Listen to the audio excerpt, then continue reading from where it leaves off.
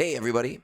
I would like to spend the morning talking about Conquest, and more specifically, the fact that Relic Delta is now active in the Cobb Vamp Conquest cycle for the first time. And I spent last night and this morning working my way through sectors 1, 2, and 3, something that I wouldn't normally do, but I did all of my 100s yesterday. I did all of my 100s this morning specifically so that I could get a better feel for the game mode and get a better feel for the later sectors with Relic Delta active. So let's hit the intro. Let's get started. And as always, if you find this stuff insightful, hit subscribe because it does help.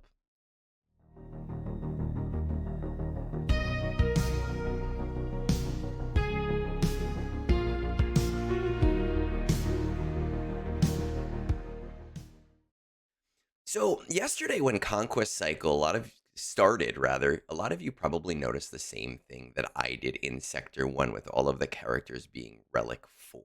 And that is that your characters who are at a very high Relic were deleting enemies left and right with no ability to do buffs and debuffs. And in a vacuum, that seemed really awesome. Actually, it is super amazing for survival feats. I was throwing SLKR with Hux, with Cup, with Vayne, with Silvo, and getting those all done literally down to 1% stamina on some of these characters because SLKR, even at Relic 8, so only a 4 Relic Delta, was destroying things at medium stamina, right? At 50% stamina, 60% stamina. And that was awesome, right? It was super, super cool. And CG has taken Conquest and started to repurpose it to be more about those survival feats. So I definitely see how some players are getting a very positive impression of it. However, I do also think that Relic Delta is going to make things far more frustrating in regard to buff feats and debuff feats as a player when you invest further in your roster. So much so that last night I did take to Reddit, which I don't do as often these days, and I posted a topic. And I specifically did this because I didn't think that I would have time to post a video this morning. I didn't think I would have time to get my thoughts out, and I wanted to get them out in some way, shape, or form. And I got a lot of great feedback. I got a ton of feedback that was in support of the things that I was saying. I got a ton of feedback that was disagreeing with the things that I was saying. But I also think that a lot of people who were disagreeing with me weren't necessarily fully understanding the problem. Essentially, in brief, I am saying that if a player is at a point where increasing the relics on their character is going to fundamentally make it harder for that character to perform the duty that they need to do in a game mode.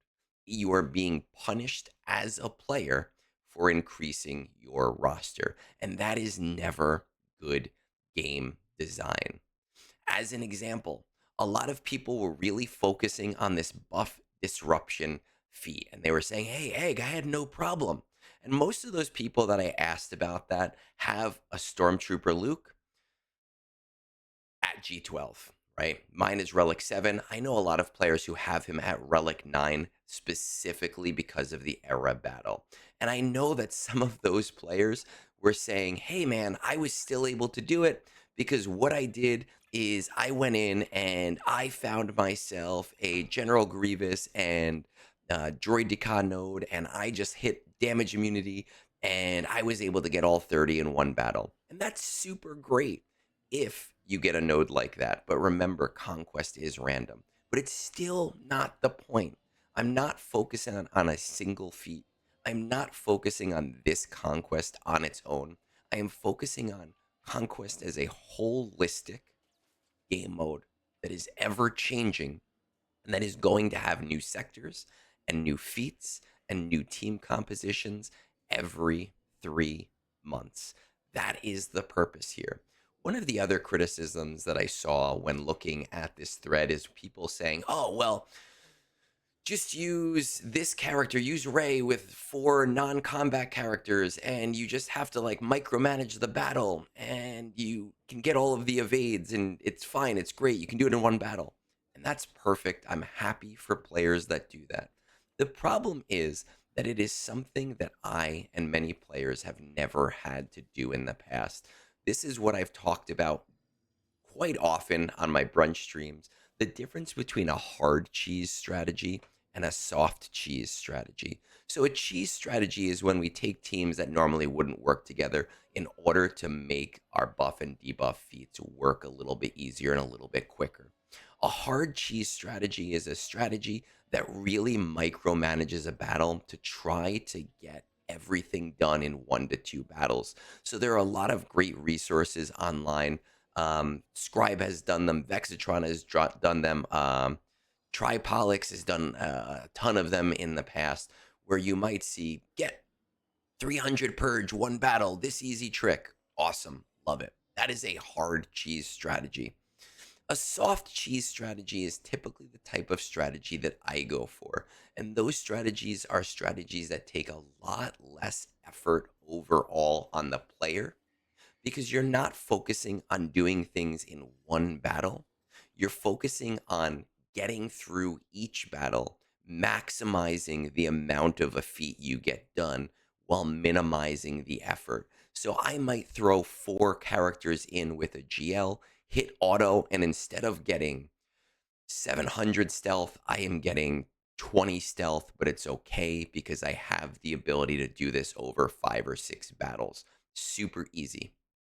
This is something that is going to be a lot harder to do in conquests going forward, especially as players invest further in their rosters. Characters like Pal Omicron, a character that most players do have at Relic 9, he's destroying things and he is the buff and debuff master. I was finding that putting him into a team, I could not get battles to last more than 20 seconds. It was extremely, extremely frustrating as a player to use him. And that is a problem when I have wasted 20 Omicron material to use him, literally because he minimized the amount of effort, right? That was the big selling point with the POW Omicron, is that it minimized the amount of effort I needed. It minimized the amount of time I needed in order to do things. And that was a solid thing. Now, another criticism that I saw were a lot of players saying, hey, Egg, Sector 1 was hard because there was a relic delta of 5 for most characters, but once you get to Sector 2, it's totally fine. Again, this misses the point. Yes, Sectors 2 through 5 are a little bit easier in terms of your characters not exploding the enemy. And that's because of how Relic Delta works. At a Relic Delta of 4, you do 70% more damage. At a Relic Delta of 5, you do 150% more damage. This is why we are deleting enemies. Right now, we are in a game state where the majority of players do not have a lot of Relic 10s. As an example, and I know that I have more than most players are going to have, I have 5, 6, 7. I have 8 Relic 10s in my roster, and that does not seem like a lot. So I bring in Relic 9 characters, Sector 2 through 5, and I am not noticing that insane disruption to my playstyle. However, the purpose and the point to the holistic approach is that in the future, I am going to have more Relic 10s. In 3 months, I might have 10 more Relic 10s. And in 3 months, the upcoming Conquest cycle might require me to use some of those characters for buffs and debuffs. And those specific characters are going to be deleting things too quickly. I know rosters and I know players that I interact with who have 20, 25. I'm not sure if we're there at 30 yet. Let's see. We're gonna look. How many relic 10s do you have? Relic 6. Does this tell me? Relic. Oh, yeah, 31 Relic 10s. So I even know players with 30 Relic 10s at this point. And as those things cycle through, those characters are going to be highly ineffective for those specific players in those other sectors because they are going to be hitting 150% more damage. As an example, there are some really great things going on in Conquest right now. I'll show you. I have 9 more energy. Oh, I do have one more 100. Oh, I have 2 more. Wow, I only did one of them this morning. In Sector 3, I have managed to bring my Night Sisters down to 14% stamina in order to get a Sage Ventress Dark Disciple progress on the global. And right now in this conquest, that is super awesome. My Relic 8 and Relic 9 Night Sister team is exploding things. And it works super well because the 2 feats that I'm working on are no tanks and win with a Sage Ventress surviving. But what happens in the next conquest cycle when my goal is get Plague? This is one of my favorite teams. This is a team that I might want to bring to Relic 10 because I just love the team that much.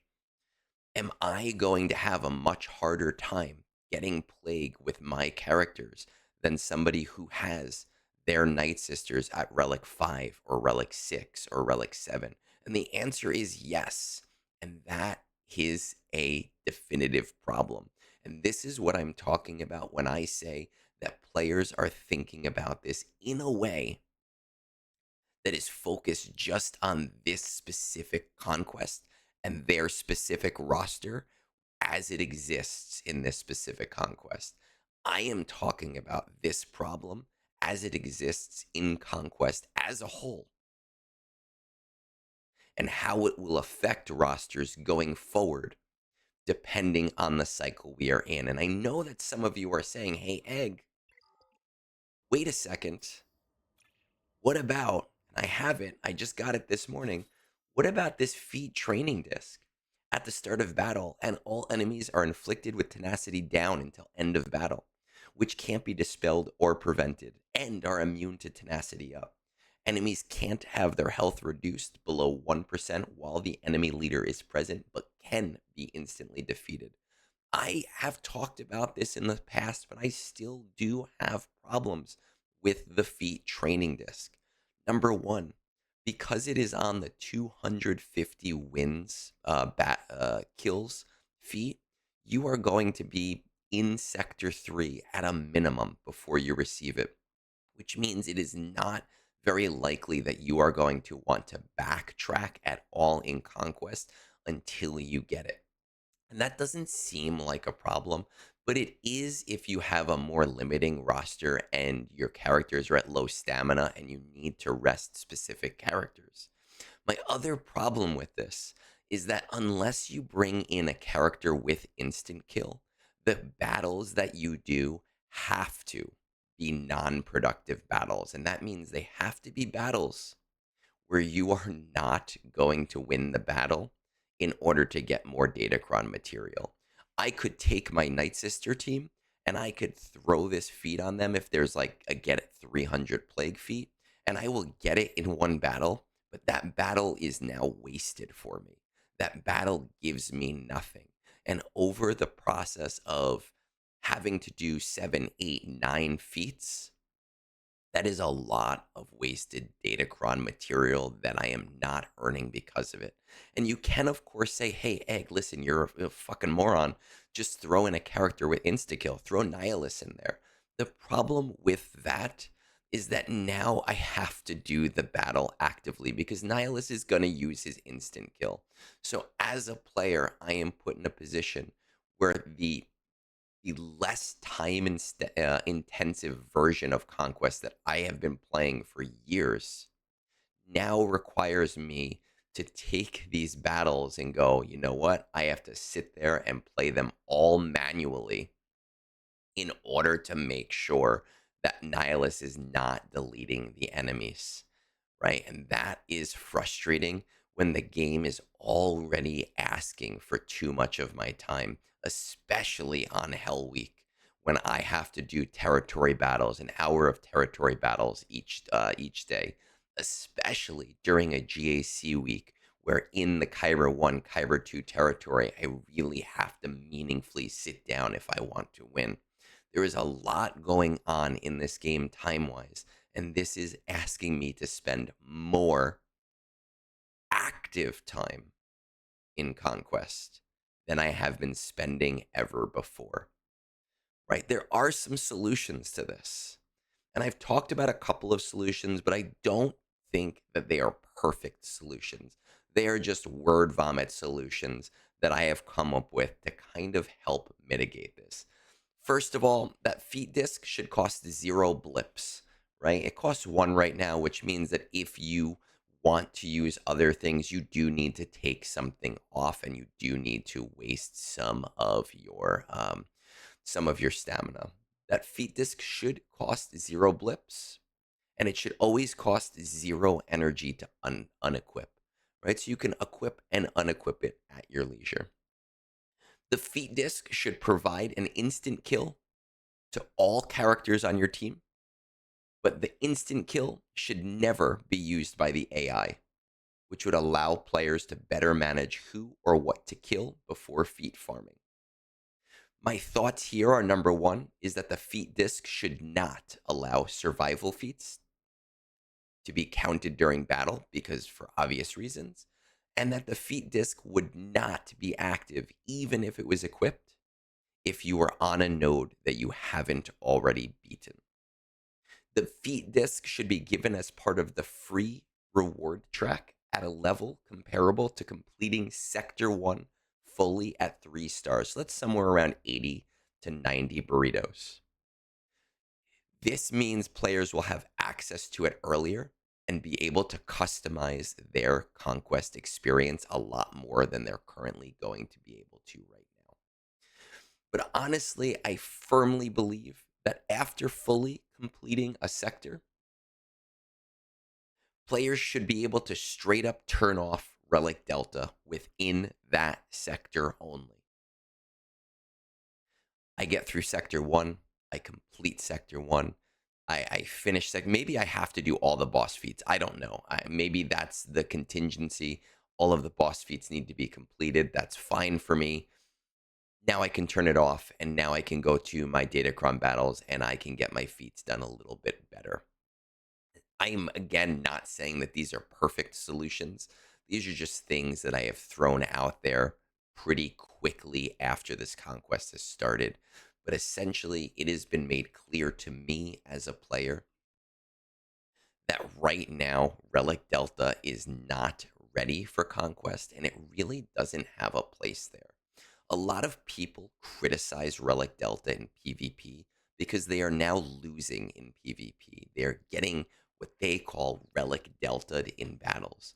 And I actually think that Relic Delta, and I know that people are going to hate this, is a positive thing in PvP. I know that it was a very big change, and I know that people were very apprehensive of it, but I understand why it needs to exist in order for the game to progress further. I understand that in order for relic levels to be meaningful, CG needed to implement a system that gave them the disparity between levels as its own stat boost. I get it now.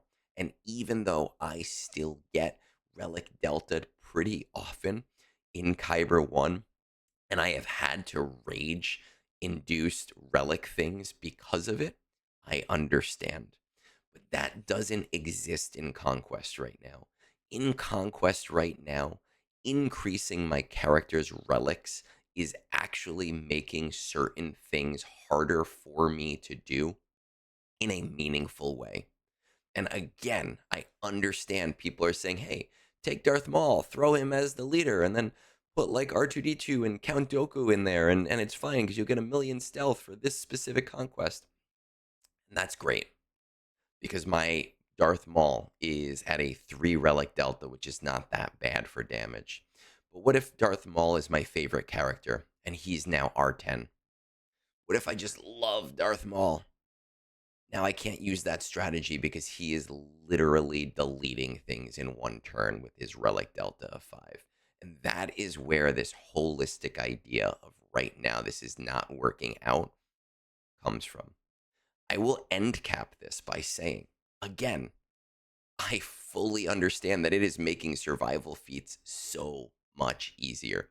And although mid game players may feel like it is harder to do survival feats right now with their characters at G12, they will find just by investing one or two high level attackers that it will be easier even for them, especially with the right defensive data disc combinations. Having those one or two characters, you will notice you will be able to explode enemies, and that is awesome. And I'm excited for the first time that you get to do that. But what I am asking for players to do is to look outside just their roster, to look outside the GAC snapshot that their roster is at, and recognize how in any one combat they are currently doing in this current conquest cycle could be changed if any one of those characters in that battle they're doing as their hard cheese is now in at Relic 10 or at an RD5, right? Imagine the players who have their Ray at Relic 10 and you're saying, oh, put everybody behind Ray, it's totally fine. But now, even when Ray just does her basic ability because she's too low to do her lifeblood, is now destroying characters in one hit. That is all I am asking for people to consider. I am interested in feedback on both sides. People that support this idea and people that don't support this idea. Believe it or not, although I can be snarky in my responses sometimes, I do take everything said as long as it is said from a place of understanding. And I like hearing the other opinions from players in the community. So, with that said, peace out and have a great rest of your day.